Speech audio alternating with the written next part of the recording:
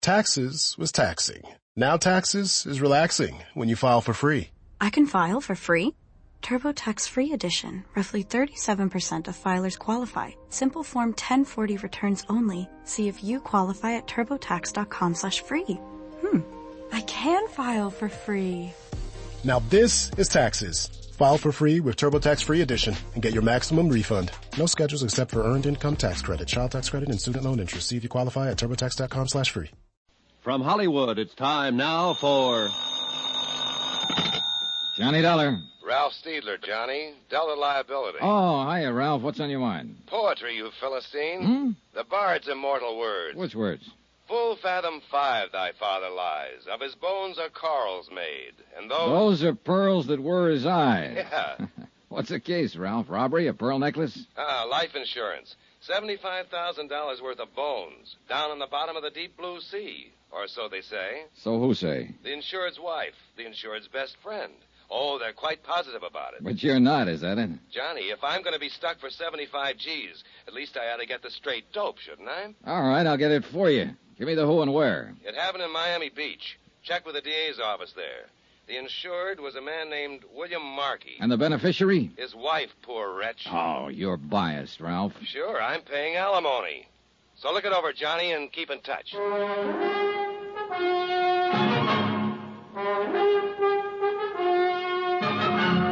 Tonight and every weekday night, Bob Bailey in the transcribed adventures of the man with the action-packed expense account, America's fabulous freelance insurance investigator. Yours truly, Johnny Dollar.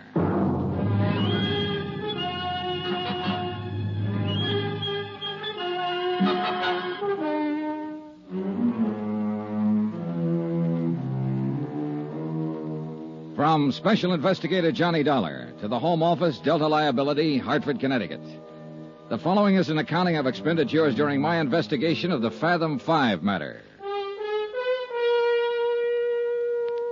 Item 1, $143.40. Transportation, tips, and incidentals, Hartford to Miami. Purpose of assignment, aside from a chance to get a look at the sun, to check into the death of one William Markey, or to find out if there was a death, and how it happened, and where was the body, and if not, why not, and if so, how? Or rather to determine... Well, anyway, the deputy investigator from the DA's office, a man named Barney Wilson, was at least as confused as I was, and he'd had a 2-day head start. Now, we're going on the assumption, of course, that the man is dead. But legally, you understand, the fact hasn't yet been established. Meaning exactly what, Mr. Wilson? Well, it's pretty strong evidence, but no corpus delicti. Not so far, anyway. Maybe you'd better start at the beginning. And that would be where, Mr. Dollar? How much do you know about the case? Well, very little. Mm-hmm. The dead man, if he is dead, was named William Markey. He was 46 years old, Yes. Owner of a consulting engineering firm in New York. Mm-hmm. He'd been married to his present wife for 3 years. Her age is 30, and she's the beneficiary of his insurance. And, I might add, a charming and lovely young woman. They've been down here for about a month, and 3 days ago, Markey was killed, or allegedly killed, in an accident. That's right. Drowned, as I understand it, when a fishing launch sank a mile or two offshore. And then... Well, you can take it from there, Mr. Wilson. Now, your responsibility in the case is primarily to the insurance company. Is that right, Mr. Dollar? Entirely, not primarily. Why, what do you mean? And it would be to the company's advantage if Markey's death were not legally established, huh? They wouldn't have to pay the claim, if that's what you mean. Then it's reasonable to suppose, since the whole case is pretty vague at present, that your efforts will be devoted to creating doubts as to whether Markey is really dead. Mr. Wilson, I think it's reasonable to suppose that I can't very well answer your questions without knowing exactly what has happened. Uh-huh. Well, all right, then. Briefly, this is it. Apparently, Markey came down here to bid on a construction job, a manufacturing plant. Well, he didn't get the job, but he stayed on, he and his wife and the young fellow that was with him. What young fellow? Name of Danny Haynes. He worked for Markey, a draftsman or engineer. Evidently a personal friend of the Markeys. Oh. The three of them took a house down the beach south and spent all their time together, night clubbing, one thing and another. I see. Anyhow, well, 3 days ago, Markey and young Haynes went out fishing together, hired a charter boat, a small cabin cruiser named the Fathom-Five, and headed south along the coast, working the offshore banks. Whose idea was the trip? Markey's. according to young Haynes. In fact, all the rest of the story is according to Haynes. Nobody else saw what happened. And what did happen? Well, Haynes says they anchored off the reef, and both of them fished from the dinghy for a while. Then Markey decided he'd go back to the cruiser and fix some breakfast. Mm-hmm. Haynes put him aboard and took the dinghy out alone. He says he fished along the reef for about 30 minutes before he looked back and saw the cruiser was afire. It was nearly a mile away, according to his story, and by the time he got back, the boat was a pillar of flame. He didn't see any sign of Markey? No, he says not. He couldn't get aboard because of the flames, and a few minutes later, the cruiser sank. Mm-hmm. No one else saw it? There were no other boats around? No, it was early morning, and there weren't many others out. It had rained during the night, and there was a fairly heavy fog. They were only a mile and a half or so offshore, so Haynes rowed in with the dinghy and reported it. Mm-hmm. Tell me, what was the depth of the ocean where the cruiser sank? Oh, it was only about 50 feet. I've got a salvage company working now to raise it. Get a diver down? Yes, but he didn't find out much. He couldn't get inside the hold. That's about the size of it, huh? Mm-hmm, it is. Until they get that cruiser raised so we can take a look at it. And, of course, it may not tell us a thing. Yeah. What about the currents along the reef where that boat went down? Oh, they're pretty bad. Strong and erratic. A body could be carried through the reefs and on out to sea and never be found. Well, I was thinking more of the possibility of a good swimmer getting into shore. You said they were anchored only a mile and a half out. Yes, well, it's possible, but not very probable. He'd have been seen by Haynes or somebody else. There was a heavy fog, wasn't there? Mm-hmm, fairly heavy. And, of course, Haynes could be lying. Maybe he did see him. I said it was possible. But that's not the line I'm planning to take, Mr. Dollar. So I gather. They'll bring that hull to the surface sometime tomorrow. Now, maybe we'll have some evidence then.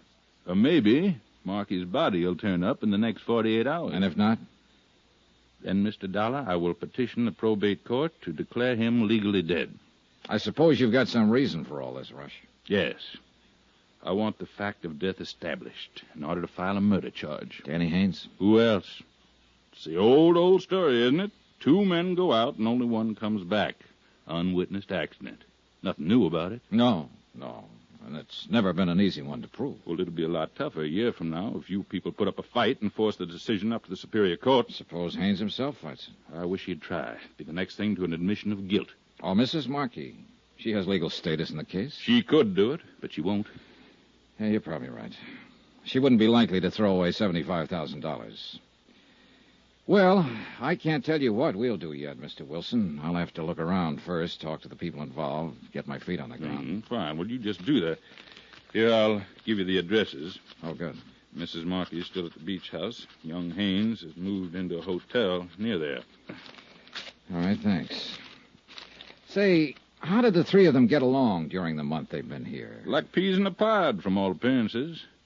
Of course, what was going on behind the scenes might have been another story. It usually is.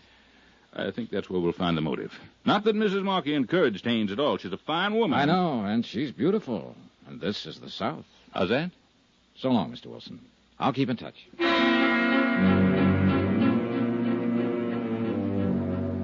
Expense account item 2, $3.35. Telegram to Hartford requesting an investigation of the Markey firm's financial status, both currently and over the past 3 years. And a similar check of Markey's personal financial status. Item 3, $4.10. Taxi to the Pompano Beach Hotel to talk with the DA's prime suspect, Danny Haynes.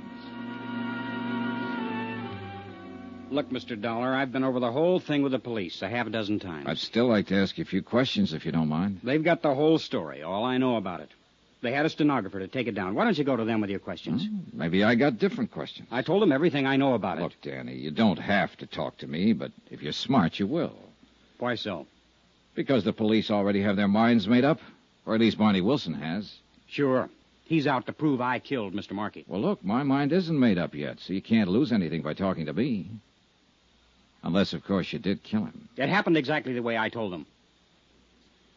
All right, what do you want to know? How long did you work for Markey? 2 years. You get along with him all right? Sure. It was a good job, no complaints. You got to be pretty close personal friends, I understand. Well, I used to go to their apartment in New York once or twice a week for dinner, drinks. And then the 3 of you came down here together on a vacation. It wasn't a vacation. Mr. Markey came down to bid on a job. Did he need you along for that? Well, he thought there might be some sketches or plans to draw up. And were there? Well, no. As it turned out, they weren't necessary. Funny, Marky wouldn't know that ahead of time, being an engineer. Well, actually, it was sort of Edna's suggestion of Mrs. Markey, I mean. I see. Yeah, no, I see. Now, look, don't get the idea there's been anything between us. She's been swell to me. She's just wonderful, that's all. All right. So the three of you came down on business, and within a few days, the job contract was awarded to another firm, but you still stayed on for 3 more weeks. That was Markey's idea. I don't know why exactly. I know he'd counted a lot on getting that job. But I was getting a free vacation. Why should I argue? So all of you just relaxed and lived it up, huh? Yeah, that's about it. Mr. Markey, too? No apparent worries on his mind? Well, he was moody sometimes. Went off by himself. But that wasn't too unusual. He was like that quite a lot. He and his wife seem to be getting along all right? Sure. As far as I noticed, why? Well, let's talk about that accident for a minute, Danny. Whose idea was it to go on the fishing trip? Mr. Markey's. He woke me up at 5 in the morning, said he'd already phoned and hired the boat. The Fathom-Five? Yeah, the same one we'd had a couple of times before. Mm-hmm. Well, I wasn't much for it.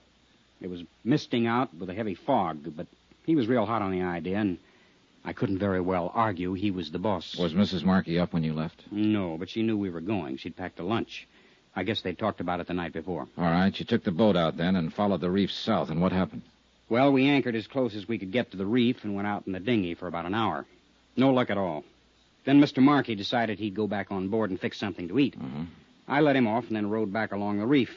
I figured as long as I'd had to come, I might as well try for a strike or two at least. And a while after that, I looked back and saw the cruiser was on fire. Was it still foggy then? Yeah, about the same. I could just see the glow. I couldn't even be sure what it was until I got close. I tried to get on board, but the flames were too high. I kept yelling, but there was nobody around. And you didn't see or hear any sign of Markey? No, I guess he was already dead. Then, not more than 5 minutes later, the cruiser sank. Yeah. Danny, do you have any theory as to what caused the fire? Well, there was a hot plate on board. A gasoline pressure rig. It was an old one in pretty bad shape. We'd talked about it before.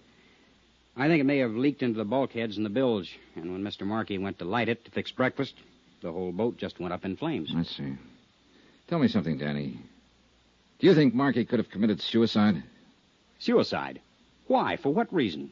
Oh, maybe losing that contract. You said it was pretty important to him. Or maybe he thought he was losing his wife. What do you mean? Well, maybe he misinterpreted your friendship with her, Danny. You're crazy. You're in love with her, aren't you? That's my business. I told you there was nothing between us. All right. But did Markey know that? Look, you're the same age she is, and he was 15 years older. A man like that might get to wondering... Knock it off, Dollar. Nobody's private life is going to be dragged into this. You better stop and think, Danny, while you've still got time. A defendant in a murder trial doesn't have any private life.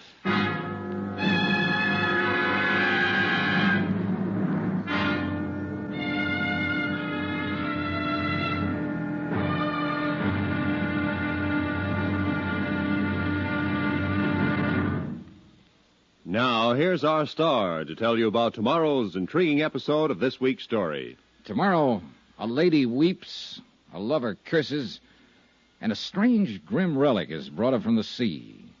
Join us, won't you? Yours truly, Johnny Dollar.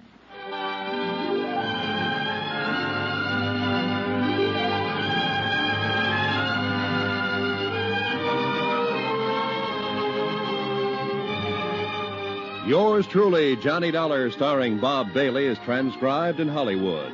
Written by Les Crutchfield, it is produced and directed by Jack Johnstone. Be sure to join us tomorrow night, same time and station, for the next exciting episode of Yours truly, Johnny Dollar. Roy Rowan speaking.